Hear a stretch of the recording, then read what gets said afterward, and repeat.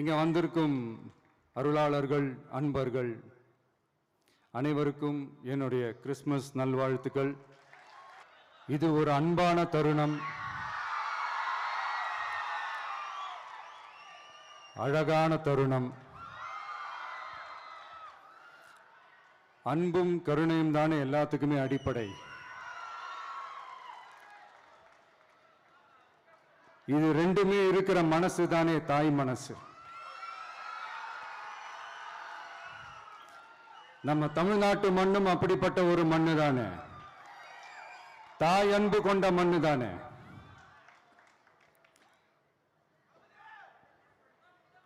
ஒரு தாய்க்கு எல்லா பிள்ளைகளும் ஒண்ணு தானே. அதனால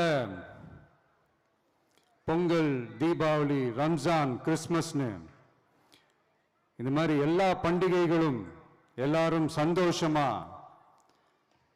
ஷேர் பண்ணிக்க கூடிய ஒரு ஊரு தானே நம்ம ஊரு. இங்க வாழ்க்கை முறையும் வழிபாட்டு முறையும் வேறு வேறுனாலும் நாம் எல்லாருமே சகோதரர்கள் தானே. அதனாலதான் நம்ம அரசியலுக்கு வந்ததுக்கு அப்புறம்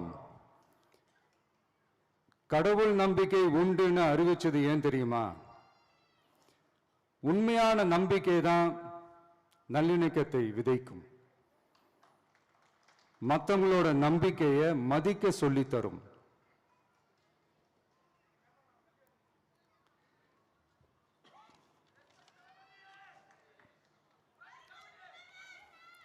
எஸ், அப்படிப்பட்ட ஒரு நம்பிக்கை இருந்துட்டாலே போதும், எப்பேற்பட்ட ஒரு பிரச்சனைகளையும் ஜெயிக்கும்.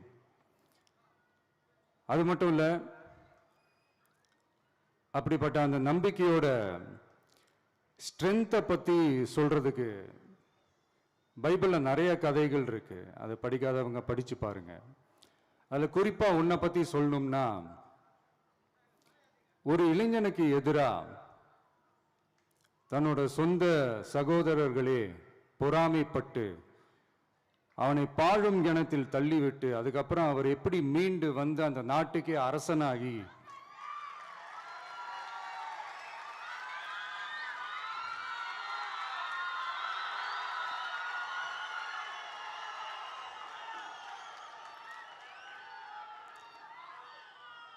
அந்த நாட்டுக்கே அரசனாகி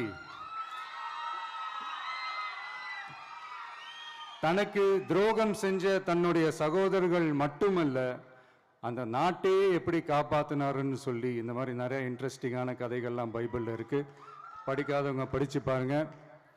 அந்த குறிப்பிட்ட கதை யாரை பத்தின கதைன்னு நான் சொல்லி தெரிய வேண்டிய அவசியம் இல்லைன்னு நினைக்கிறேன்.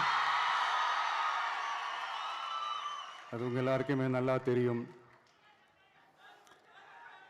ஸோ இப்படிப்பட்ட கதைகள்லாம் நமக்கு எதை உணர்த்துது அப்படின்னா, கடவுளுடைய அருளும்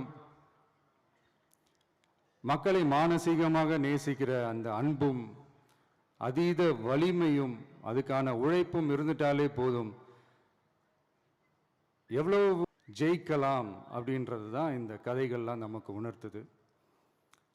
இந்த விழாவில் நான் ஒரு உறுதியை ஒன்று கொடுக்குறேன். நாமளும் தமிழக வெற்றி கழகமும் சமூக சமய நல்லிணக்கத்தை பாதுகாக்கிறதுல 100% உறுதியா இருப்போம். அதுல எந்த விதமான ஒரு காம்ப்ரமைஸும் இருக்கவே இருக்காது. அதனாலதான் நம்மளுடைய கொள்கைகளுக்கு மதச்சார்பற்ற சமூக நீதி கொள்கைகள்னு பேரு வச்சதே இந்த உறுதினாலதான். கண்டிப்பா ஒரு ஒளி ஒன்று பிறக்கும். அந்த ஒளி நம்மளை வழி நடத்தும்.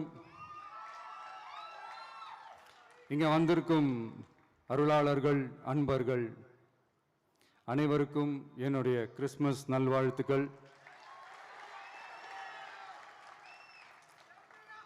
அனைத்து புகழும் எல்லாம் வல்ல இறைவனுக்கே. Praise the Lord.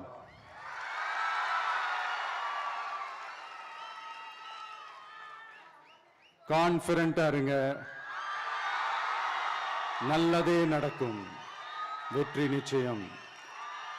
என் நெஞ்சில் குடியிருக்கும்